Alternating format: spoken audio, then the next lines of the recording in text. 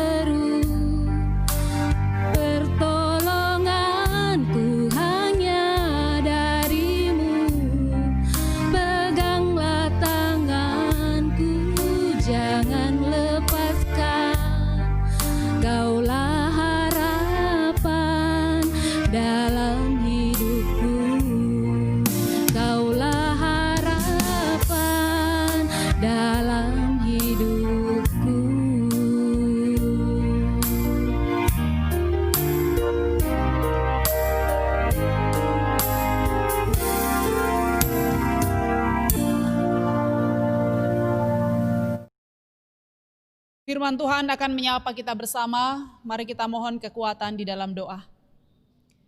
Segala puji, hormat, dan kemuliaan kembali kami persembahkan kepadamu ya Tuhan. Engkau terus menyatakan kasih dan kemurahan-Mu dalam sepanjang perjalanan kehidupan kami. Dan kami ada sebagaimana saat ini, sebagai bukti kasih Tuhan yang tidak pernah berkesudahan dalam kehidupan kami. Kami rindu untuk mendengarkan suara Tuhan melalui firman kebenaran. Buka akal pikiran hati kami, bahkan terangi kami dengan kuasa Roh Kudus-Mu. Biarlah firman ini boleh diberitakan seturut dengan kehendak-Mu dan mengambil bagian yang layak dalam kehidupan kami. Berfirmanlah, sesungguhnya kami umat-Mu bersedia mendengarkannya. Dalam Kristus Yesus firman yang hidup, kami bersyukur kepadamu Bapa di surga. Amin. Bersama kita akan mendengarkan bagian firman Tuhan dari surat Roma pasal 2, ayatnya yang pertama sampai dengan ayatnya yang ke-16. Demikian firman Tuhan. Karena itu, hai manusia, siapapun juga engkau yang menghakimi orang lain, engkau sendiri tidak bebas dari salah. Sebab dalam menghakimi orang lain, engkau menghakimi dirimu sendiri, karena engkau yang menghakimi orang lain melakukan hal-hal yang sama. Tetapi kita tahu bahwa hukuman Allah berlangsung secara jujur atas mereka yang berbuat demikian. Dan engkau, hai manusia, engkau yang menghakimi mereka yang berbuat demikian, sedangkan engkau sendiri melakukannya juga. Adakah engkau sangka bahwa engkau akan luput dari hukuman Allah? Maukah engkau menganggap sepi kekayaan kemurahannya, kesabarannya, dan kelapangan hatinya? Tidakkah engkau tahu bahwa maksud kemurahan Allah ialah menuntun engkau kepada pertobatan? Tetapi oleh kekerasan hatimu yang tidak mau bertobat, engkau menimbun murka atas dirimu sendiri pada hari waktu mana murka dan hukuman Allah yang adil akan dinyatakan. Ia akan membalas setiap orang menurut perbuatannya, yaitu hidup kekal kepada mereka yang dengan tekun berbuat baik, mencari kemuliaan, kehormatan, dan ketidakbinasaan. Tetapi murka dan geram kepada mereka yang mencari kepentingan sendiri, yang tidak taat kepada kebenaran, melainkan taat kepada kelaliman. Penderitaan dan kesesakan akan menimpa setiap orang yang hidup, yang berbuat jahat, pertama-tama orang Yahudi dan juga orang Yunani. Tetapi kemuliaan, kehormatan, dan damai sejahtera akan diperoleh semua orang yang berbuat baik, pertama-tama orang Yahudi dan juga orang Yunani. Sebab Allah tidak memandang bulu. Sebab semua orang yang berdosa tanpa hukum Taurat akan binasa tanpa hukum Taurat. Dan semua yang berdosa di bawah hukum Taurat akan dihakimi oleh hukum Taurat. Karena bukankah orang yang mendengar hukum Taurat yang benar di hadapan Allah, tetapi orang yang melakukan hukum Tauratlah yang akan dibenarkan. Apabila bangsa-bangsa lain yang tidak memiliki hukum Taurat oleh dorongan diri sendiri melakukan apa yang dituntut hukum Taurat, maka walaupun mereka tidak memiliki hukum Taurat, mereka menjadi hukum Taurat bagi diri mereka sendiri. Sebab dengan itu mereka menunjukkan bahwa isi hukum Taurat ada tertulis di dalam hati mereka, dan suara hati mereka turut bersaksi, dan pikiran mereka saling menuduh atau saling membela. Hal itu akan nampak pada hari bila mana Allah sesuai dengan Injil yang kuberitakan akan menghakimi segala sesuatu yang tersembunyi dalam hati manusia oleh Kristus Yesus. Demikian firman Tuhan. Yang berbahagia ialah kita semua yang mendengarkannya dan selalu rindu untuk melakukannya dalam kehidupan yang Tuhan anugerahkan. Jemaat yang dikasihi Tuhan, mari sejenak kita menghayati bagian firman Tuhan yang telah kita dengarkan dalam satu tema, hukuman tanda kasih. Bapak, Ibu, saudara-saudara yang sama dikasihi Tuhan, apa yang ada dalam pikiran kita ketika kita berbicara tentang hukuman? Kita tahu bersama bahwa hukuman itu adalah resiko yang harus kita terima atas sebuah pelanggaran yang kita lakukan dalam kehidupan ini. Ya, tidak ada orang yang dihukum kalau ia tidak melakukan kesalahan. Ya, mungkin kalau itu terjadi, ya perlu dipertanyakan juga apa motivasi ia melakukan penghukuman. Tetapi penghukuman itu selalu berkaitan dengan sebuah kesalahan atau pelanggaran terhadap aturan-aturan yang kita sepakati bersama. Ya, mungkin contoh sederhana kita bisa lihat dalam kehidupan keluarga kita masing-masing. Seorang ayah yang menghukum anaknya, ia tidak menghukum begitu saja. Tetapi pastilah bahwa ada hal-hal yang keliru, ada hal-hal yang tidak benar telah dilakukan oleh sang anak. Sehingga konsekuensi dari kesalahan itu ialah anak tersebut harus menjalani hukuman. Nah, tetapi sadarkah kita bahwa hukuman yang diberikan kepada kita itu berdampak baik ketika kita respon dengan positif. Memang manakala kita melihat semua hukuman itu adalah hal yang buruk, pastilah kita tidak akan melihat apa makna dari setiap hukuman yang diberikan kepada kita. Tetapi manakala kita melihat bahwa di balik hukuman yang kita terima, yang diberikan kepada kita, ada maksud tertentu, maka tentu itu akan mengubah setiap kehidupan kita ke arah yang lebih benar. Nah, pada saat ini bagian firman Tuhan yang adalah surat yang disampaikan oleh Rasul Paulus kepada jemaat yang ada di Roma tentang hukuman Allah atas semua orang. Ya.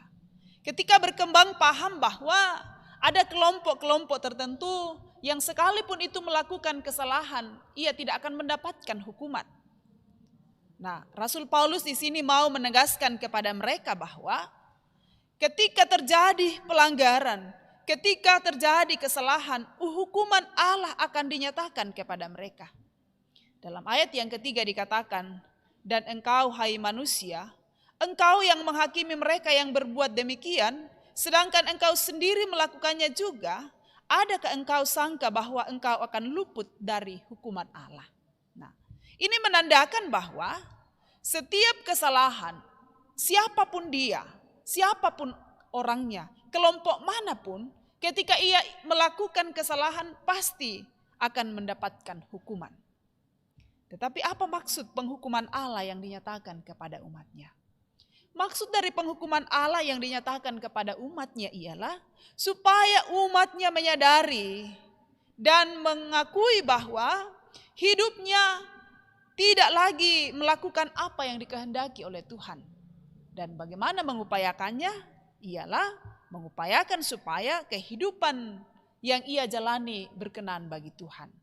Nah, Bapak Ibu Saudara-saudara yang sama dikasihi Tuhan, hukuman tanda kasih. Jadi kita tidak melihat bahwa hukuman itu selalu endingnya dengan hal-hal yang tidak benar. Tetapi kita mau melihat bahwa hukuman yang diberikan Allah kepada umatnya bertujuan ialah supaya umatnya semakin menjalani kehidupan ini dengan benar.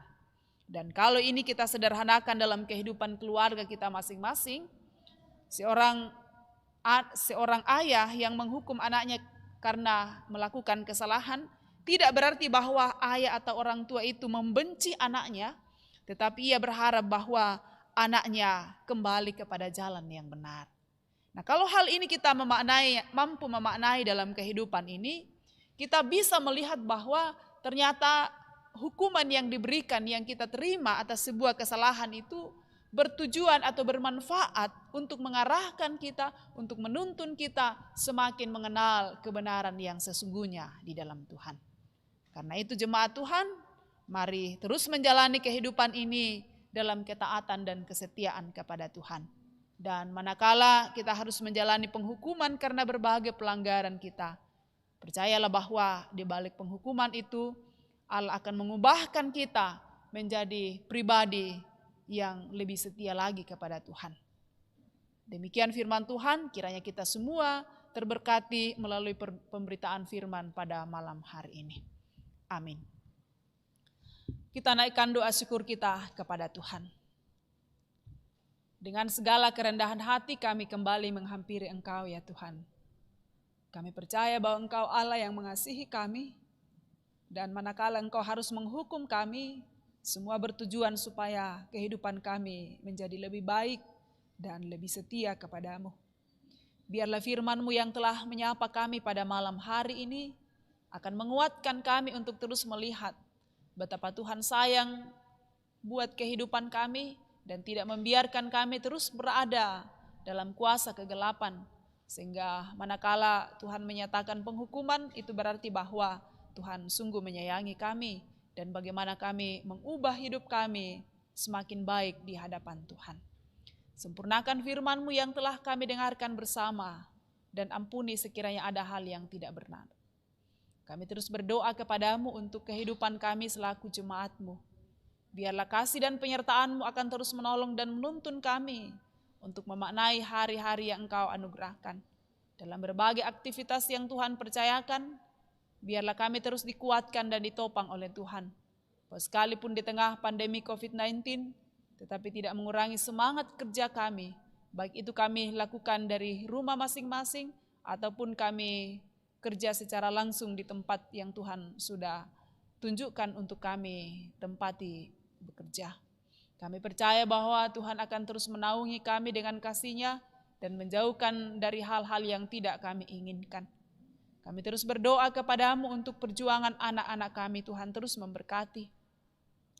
Baik mereka yang harus menuntut ilmu dan terpisah dengan orang tua, ataupun mereka yang menuntut ilmu di berbagai tempat, kiranya kasih Tuhan pun terus menyertai mereka semua.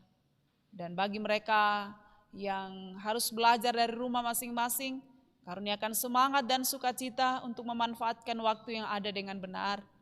Kami rindu Tuhan, anak-anak yang Tuhan titipkan dalam keluarga kami boleh berhasil. Dalam semuanya itu nama Tuhan dimuliakan. Kami berdoa ya Tuhan untuk berbagai pergumulan yang terjadi, baik itu karena sakit penyakit, karena duka cita, karena beban kehidupan. Tempat kami memohon, tempat kami mengadu hanyalah kepadamu Tuhan.